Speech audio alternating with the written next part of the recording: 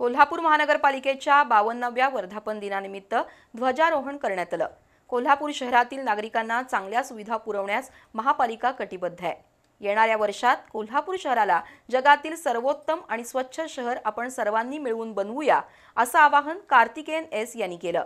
महापालिकेच्या वतीनं वीर माता, वीर पिता, वीर पत्नी यांचा सत्कार करण्यात आला।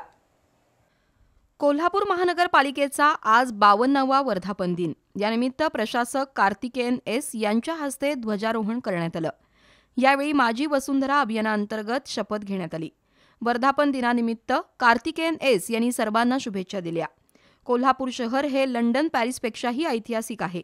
अशा या ऐतिहासिक शहरात आपल्याला काम करण्याची संधी मिळाली हे आपलं भाग्य आहे, असं सांगत कार्तिकेयन एस यांनी शहरातील नागरिकांना चांगल्या सुविधा पुरवण्यास महापालिका कटिबद्ध आहे असं नमूद केलं। देशाच्या रक्षणासाठी धारातीर्थी पडलेल्या वीर जवानांच्या तसंच महापालिकेच्या अग्निशमन विभागात सेवा बजावताना शहीद झालेल्या जवानांच्या वीर माता, वीर पिता, वीर पत्नी यांचा कार्तिकेयन एस यांच्या हस्ते शाल, साडीचोळी, रोप आणि पुस्तक देऊन सत्कार करण्यात आला। यावेळी अतिरिक्त आयुक्त राहुल रोकडे, उपायुक्त साधना पाटील, सहाय्यक आयुक्त नेहा अकोडे, स्वाती दुधाणे, उज्ज्वला शिंदे, शहर अभियंता नेत्रदीप सरनोबत, जल अभियंता हर्षजित घाटगे यांच्यासह अधिकारी आणि कर्मचारी उपस्थित होते।